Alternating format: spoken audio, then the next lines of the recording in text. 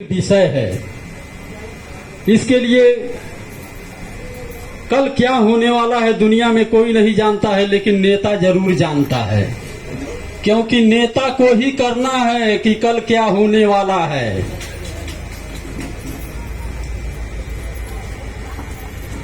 साथियों, उसी इतिहास में पता चला कि हमारे पुरखे इस देश में राजा महाराजा हुआ करते थे, पूरी दुनिया पे शासन करते थे, धन धरती शिक्षा के मालिक हुआ करते थे। देश को सोने की चिड़िया कहा जाता था। उस सोने की चिड़िया को देखने के लिए विदेशी आक्रमणकारी इस देश में आते हैं। शक आए, यमन आए, हूण आए, पहल आए, आर्य आए, मुगल आए, अंग्रेज भी इस देश को लूटने के लिए आए। हमारे पुरखों ने पीढ़ी दर पीढ़ी बहुत संघर्ष किया, बहुत लड़ाई लड़ा, विदेशियों से कभी हार नहीं माने। वो लगातार लड़ते रहे, लगातार लड़ते रहे और उनकी पीढ़ियां लड़ती रही, पीढ़ियां लड़ती रही। साथियों, अंत में होता क्या है, अंग्रेजों ने हमें कानून बना करके उजाड़ा। एक समय एक गदर होता है, देश की सारी संपत्ति को लूट करके अंग्रेज सैनिक कानपुर के आगे बिठूर नामक एक स्थान पर छावनी बना करके रहते थे। देश का कई टन सोना चांदी हीरा मोती गुच्छे जवाहरात नीलम मुगा सर्फियां लूट करके अब उत्तर प्रदेश बिहार बंगाल को लूटते हुए बंगाल की खाड़ी के रास्ते, समुद्र के रास्ते अपने विदेश लंदन में जाने की तैयारी में थे। साथियों, उनके मन में आया इस देश को लूटते हुए चलो अब यहां से। एक घटना होती है, सैकड़ों नौकाओं पर कई हजार अंग्रेज सैनिक देश का लूटा हुआ सोना चांदी लाद करके लेके जा रहे थे। समाधान निषाद लोचन निषाद नाम के दो नाविक, जो उन सैकड़ों नौकाओं का नेतृत्व करते हुए आगे जा रहे थे। कानपुर से जब नौका आगे बढ़ी, इलाहाबाद श्रृंगबेरपुर धाम किले पर पहुंचा। वो 3.5 किलोमीटर लंबा चौड़ा गौरवशाली किला को देख करके समाधान ने कहा, रोको, इतना विशाल किला हमने जीवन में कभी नहीं देखा था। चलो ऊपर चल करके पूछते हैं ये किसका किला है। नाव को रोक दिया, ऊपर आए, वहां के लोगों से पूछा, भाई बताओ ये किला किसका है। वहां के लोगों ने कहा, जब ये किला नहीं है, ये किला है, ये भगवान महाराजा गुहिराज निषाद का किला है। कहा ये तनी एक बार और बताओ। कहा ये भगवान महाराजा गुहिराज निषाद का किला है। और देख भाई, तू नाव चलाते हुए आ रहा है, साले विदेशी अंग्रेज देश की सारी संपत्ति को लूट के लेकर के जा रहे हैं। ये देश हमारा है, हमारे पुरखों का है। ये देख, धरती पर किला आज भी मौजूद है। 585 राजा इस देश में शासन करते थे निषाद वंश के। ये लड़ते लड़ते सारे विदेशी ताकतों से लड़े हैं। तुम लोगों को चुल्लू भर पानी में डूब के मर जाना चाहिए। नाव चलाते हुए आ रहे हो, इससे साबित हो रहा है कि तुम भी निषाद हो। सही सही बताओ, नाम क्या है। तब एक ने बताया समाधान निषाद, दूसरे ने कहा लोचन निषाद। कहा देख भाई, तू राजा के खून खानदान का है, ये देश तुम्हारा है, तुम्हारे पुरखों का है, तुम्हारे आंखों के सामने तुम्हारा ये किला मौजूद है, जिसको ये इसी विदेशी गद्दारों ने सालों ने तोड़ करके रख दिया है। तुम्हारे किले को ढा दिया है। तुम्हारी विरासत, तुम्हारी पहचान को, तुम्हारे इतिहास को मिटाने का काम इन विदेशियों ने किया है। इन साले विदेशियों को मिटाना होगा। तुम्हारे शरीर में असल निषाद वंश का खून है, तो तुम कसम खाओ, इसी स्थान पर कसम खाओ कि इन साले विदेशी लुटेरे को हम इसी गंगा नदी में डुबा करके मारेंगे और अपने देश की धरोहर को बचा लेंगे। अगर तुमने ऐसा कर दिया तो इतिहास के स्वर्णिम अक्षरों में तुम्हारा नाम लिखा जाएगा। समाधान निषाद लोचन निषाद ने कहा, बस करो भैया, आज हमने अपना किला अपनी आंखों से देख लिया। अपने साथियों को बुलाया, इतिहास को दोहराया और उसी जगह पर कसम खाया कि अगर ये देश हमारे पुरखों का है, हमारे पुरखे पीढ़ी दर पीढ़ी विदेशियों से लड़े हैं, तो इन अंग्रेज सालों से अब हम लड़ेंगे, हम लोग मिल करके लड़ेंगे, इन सालों को इसी गंगा नदी में डुबा करके मारेंगे और अपने देश की धरोहर को बचाएंगे। अब आज के बाद से इसी किले पर संकल्प लेते हैं, अब केवल पेट के लिए नहीं, अपने समाज और अपने देश के लिए जिएंगे मरेंगे। दृढ़ संकल्प प्रतिज्ञा कर लिया, कहा चाहे अब झूठ बोलना पड़े चाहे सच बोलना पड़े, नीचे जाते हैं। उन कई हजार अंग्रेज सैनिकों का सेना नायक ब्लैक स्मिथ कमांडर था। समाधान निषाद ने कहा, देख भाई, ऐ ब्लैक स्मिथ कमांडर, चैत वैशाख का महीना है, गंगा नदी सूखी हुई है, आगे बालू के रेत हैं, टीले हैं, विंध्याचल की पहाड़ी को तोड़ करके गंगा नदी आगे बढ़ी है। अभी नाव जाकर के टकरा जाएगी पत्थर से, नीचे का पटरा कमजोर होता है, टूट जाएगा, गंगा नदी गहरी है, साले सब डूब करके मर जाओगे। ब्लैक स्मिथ कमांडर डर गया, कहा क्या करना होगा, कहा चल बेड़ा वापस कर। बिठूर में पहुंचाते हैं, सावन भादों का महीना आएगा, गंगा नदी में बाढ़ आएगी, 100 किलोमीटर प्रति घंटे की रफ्तार से, पाल बांध करके तुम्हें जल्दी से हम पहुंचा देंगे बंगाल की खाड़ी में। ब्लैक स्मिथ कमांडर से झूठ बोला, झूठ बोल करके ले जा करके बिठूर में फिर से नौका पहुंचा दिया। अपने साथियों को इसी तरह से बुला करके बैठाया, कहा देख भाई, तुम सभी लोगों ने अपनी आंखों से अपना किला देख लिया है, ये देश हमारा है, हमारे पुरखों का है, और इस देश को लूट करके सारा अंग्रेज लेकर के जा रहा है। अब सभी लोगों को एक काम करना है, इन अंग्रेजों से अब लड़ाई हमें लड़ना है, अपने देश की धरोहर को बचाना है। इन अंग्रेज सालों को इसी गंगा नदी में डुबा के मारना है, कैसे मारोगे वो तरीका बताया। कहा सभी लोग अपने नाव में 5-5 किलो का टांगा रख लो, बिठूर से जब नौका चलेगी सती चौरा घाट कानपुर में हम लोगों की जन्मभूमि के सामने आएगी, तो हम अपना एक संकेत देंगे।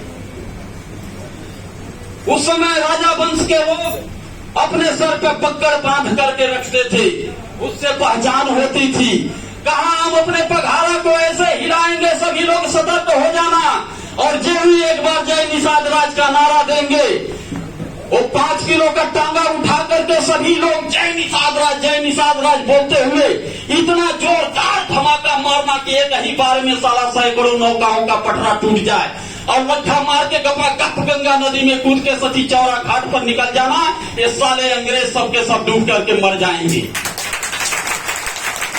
और जो पटरा नहीं तोड़ पाएगा उसे मान लिया जाएगा कि ये साला हमारे समाज में गद्दार पैदा हुआ है, इसी टांगा से उसकी शरीर चीर डालेंगे हम लोग। सभी लोगों ने कसम खाया कि नहीं, हम लड़ेंगे अंग्रेजों से, हम लड़ेंगे अंग्रेजों से। होड़ मच गई, बात तय हो गई। सावन भादों का महीना आ गया, गंगा नदी में बाढ़ आ गई, देश का लूटा हुआ सारा सोना चांदी लेकर के अंग्रेज सैकड़ों नौकाओं पर सवार हो गए। योजनाबद्ध तरीके से जब सती चौरा घाट कानपुर आया, समाधान निषाद ने अपना पघारा हिलाना चालू किया, सारे नाविक सतर्क हो गए और एक ही बार जय निषाद राज का नारा दिया।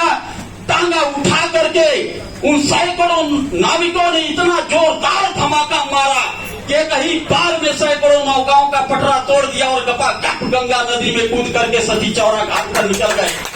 इधर सारी नावें जमजमा करके बैठ गई, सारे अंग्रेज साले डूब करके मर गए। लेकिन दुर्भाग्य से सारा ब्लैक स्मिथ कमांडर निषादों से दोस्ती करके कला सीख लिया था कि कैसे नाव चलाया जाता है, कैसे नदी में पौना जाता है। वो निकल करके वो समझ गया कि निषादों ने बहुत बारीक बुद्धि लगाया है, पल भर का भी समय मिला होता तो इन्हें राइफल से दाग दिए होते। वो गंगा नदी में कूद करके दूसरी तरफ निकल गया, दूसरे घाट पर। उस समय महारानी विक्टोरिया का शासन चलता था। जाकर के कहा, महारानी विक्टोरिया, इस देश को छोड़ करके जल्दी से भाग चलो, जो निषाद इस देश को लुटवाने में हमारी मदद कर रहे थे, सारे निषाद पागल हो गए हैं। हमारे सभी अंग्रेज सैनिकों को गंगा नदी में डुबा के मार डाला। अब मेरे पास कोई सेना नहीं है। भागो महारानी, जल्दी से भागो। महारानी विक्टोरिया ने कहा, चुप, इंडियन नॉनसेंस बॉडी फर्स्ट, हम इस देश को छोड़ करके ऐसे आसानी से नहीं जाएंगे। हम सारे विदेशी जातियों से वादा किए हैं, शकों से, यमनों से, हुरों से, पहलुओं से, यारियों से, मुगलों से, अंग्रेजों से, कि तुम लोगों को इसी भारत देश में बसाएंगे, नागरिकता देंगे, सभी लोग मिल करके देश को लूटेंगे। हम इस देश को लूटने के लिए आए हैं, हम भागेंगे नहीं। ये राजा महाराजा जैसे संविधान बना करके देश को चलाते थे, उसी तरह से हम भी संविधान बना करके, कानून बना करके हम इस देश को चलाएंगे। अगर निषादों ने ऐसा अपराध किया है तो निश्चित तौर पर निषादों को सजा मिलनी चाहिए। साथियों, फिर लंदन से सेना बुला लिया। 27 जून 1857 को सती चौरा घाट कानपुर को चारों तरफ से घेरवा लिया।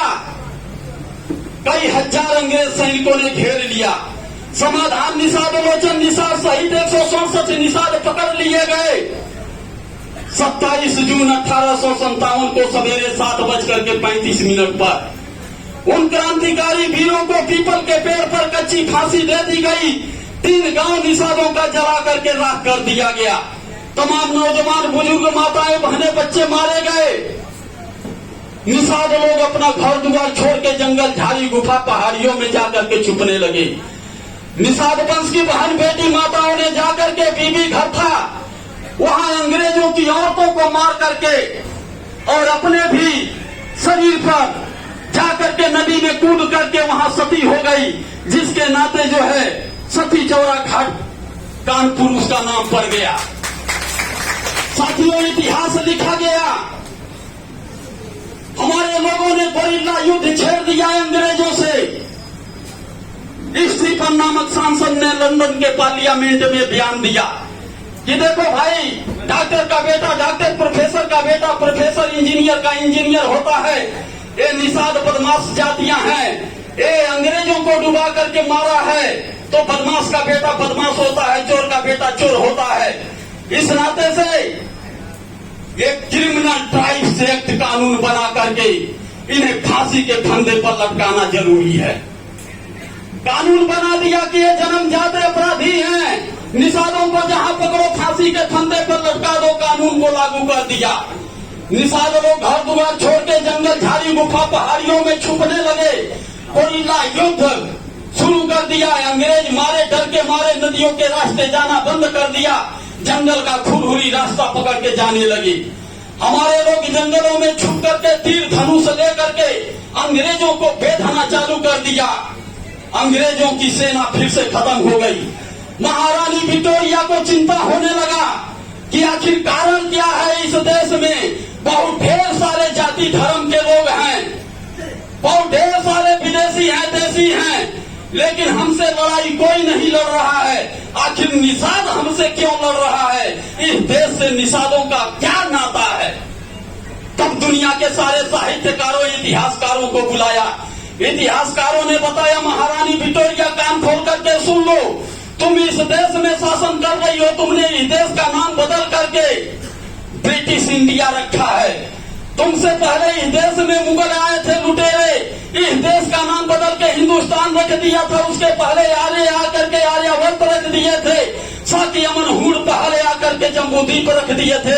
लेकिन उसके पहले निषाद राष्ट्र के नाम से यह देश जाना जाता था। निषाद वंश के लोग इस देश में राजा महाराजा हुआ करते थे। वे सभी विदेशी ताकतों से लड़े हैं, सबको निस्तानाबूद कर दिए हैं। अब ये अंग्रेजों से भी लड़ रहे हैं। आज नहीं तो कल, कल नहीं तो परसों, परसों नहीं तो परसों तुम्हें यह देश छोड़ करके भागना ही होगा, क्योंकि ये निषाद मार्शल कौम है, लड़ाकू जातियां हैं। ये किसी भी कीमत पर जिंदा मुर्दा अपनी हार मान नहीं सकते हैं। ये दूसरे को हराना जानते हैं। तुम्हें भागना होगा। तब उसने कहा, ठीक है, ठीक है, हम ये शर्त मानते हैं, लेकिन हम कानून बना करके निषादों को एकदम निस्तनाबूद करा देंगे। इन्हें आर्थिक रूप से, सामाजिक रूप से, शैक्षणिक रूप से, धार्मिक रूप से, संवैधानिक रूप से इतना कमजोर कर देंगे कि बेबस लाचार मजबूर हो जाएंगे। ये राजा की जगह पर भंगी बन जाएंगे। तब उसने दुनिया के इतिहासकारों से पूछा, ये बताओ ये राजा कैसे हुए हैं, ये कौन सा बिजनेस, धंधा, व्यापार, उद्योग करते हैं, ये राजा महाराजा जैसी जिंदगी जीते हैं, ये कारण बताओ। तब इतिहासकारों ने बताया, महारानी विक्टोरिया ये झूम प्रणाली से खेती करने की विधि का आविष्कार कर लिए हैं। ये जमीन में खुदाई करते हैं, ये धान, गेहूं, ज्वार, बाजरा, मक्का, तिलहन, दलहन उगाते हैं। ये जमीन में खुदाई करते हैं, लोहा, सोना, चांदी, तांबा, हीरा, कांसा, अबरत, कोयला, बालू, मोरन, पत्थर, पेट्रोल, डीजल, गैस, पेट्रोलियम, सब कुछ जमीन से निकलता है। बेशकीमती धातुएं, सब पर निषादों का एक तरफा कब्जा है। उसने कहा कानून बना करके निषादों से जमीन छीन लो। तब सीआरपीसी एक्ट, नॉर्दर्न इंडिया माइनरेट एक्ट कानून बना के, दूसरा कानून बना के हमारा जमीन ले लिया। कहा ये बताओ निषाद और क्या करते हैं। तब इतिहासकारों ने बताया, महारानी धरती पर जितना जंगल है, ये शीशम, सागौन, पीपल, पाकड़, बरगद, सबका नामकरण निषादों ने किया है। ये जंगली औषधियां उगाते हैं, दुनिया का दवा इलाज कराते हैं। ये जंगलों में बाघ, शेर, हाथी, चीता, बिलाव से ये युद्ध लड़ते हैं, उनको अपने कब्जे में रखते हैं। ये जंगलों के भी राजा हैं। ये हजारों लाखों एकड़ जंगल निषादों ने लगाया है। ये जंगलों के भी राजा हैं। उसने कहा कानून बना के जंगल भी ले लो। तब CRPC act, Northern India forest act बना करके तीसरा कानून हमारा जंगल ले लिया। कहा अब बताओ क्या करते हैं। तब इतिहासकारों ने बताया, ये जो घाट चलता है, एक प्रदेश दूसरे प्रदेश, एक जिले को दूसरे जिले से जोड़ने के लिए ये नाव चलाते हैं, कर वसूलते हैं। उसने कहा कानून बना करके ये घाट भी ले लो, नदियों पर पुल बनाओ, इनके जीव के उपार्जन का साधन सब छीन लो। नॉर्दर्न इंडिया फेरीज एक्ट लगा करके हमारा ये भी ले लिया। साथियों,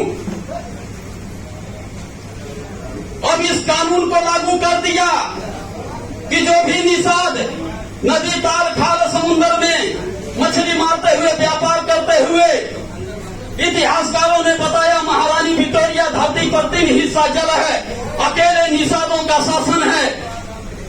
ये नदी, ताल, खाल, समुद्र में व्यापार करते हैं, बड़ी बड़ी मछलियों का शिकार करते हैं। ये रोहू, भाकुर, नैनी, सिलोर, ग्लास, चाइना, ब्रिगेड, सील, बॉलर, स्वेज जैसी मछलियां पकड़ते हैं, उनका व्यापार करते हैं। उसने कहा कानून बना करके जब से अधिकार खत्म कर दो। नॉर्दर्न इंडिया फिशरीज एक्ट बना करके, ये 5 कानून बना करके हमारा सब कुछ ले लिया। साथियों, इस काले कानून के खिलाफ में हमारे लोगों ने जन आंदोलन छेड़ रखा। मैं पूछना चाहता हूं, अगर कानून बना करके हम निषादों को उजाड़ा गया, तो इस आजाद भारत देश में 75 बरस बीतने के बाद क्या सपा, बसपा, भाजपा, कांग्रेस ने हमें कभी कानून बना करके बसाने का काम किया? इन पार्टियों ने हमारे बाबा दादा परदादा को बर्बाद किया, हमारे पिताजी को बर्बाद किया, हम लोगों का भी आधा जीवन बीत गया। आने वाली पीढ़ी को बर्बाद करने के लिए क्या आज भी ये हमारे आरक्षण को देने का काम कर रहे हैं? तो क्या इन हरामखोर पार्टी के कार्यकर्ता और पदाधिकारी जो सपा, बसपा, भाजपा, कांग्रेस वाले उत्तर प्रदेश और देश में शासन कर रहे हैं, क्या इन्हें हम लोगों को वोट देना चाहिए? ये पार्टियां हमारी जानी दुश्मन है कि नहीं है? इन पार्टियों के नेता अगर हमारे दरवाजे पर आते हैं तो क्या इन नेताओं का स्वागत करना चाहिए कि जूता बजाना चाहिए? कितने लोग जूता बजाने के लिए तैयार हो तो बोलिए जय निषाद राय। साथियों, मैं आप लोगों से पूछना चाहता हूं, इस आरक्षण को दिलाने के लिए ये आरक्षण हमारा क्या मुद्दा है? इस क्रिमिनल ट्राइब्स एक्ट जो कानून बना था, निषाद भर दुआ छोड़ के जंगल, झाड़ी, गुफा, पहाड़ियों में छुप रहे थे। 14 अप्रैल 1919 में एक घटना होती है। अमृतसर शहर में जलियांवाला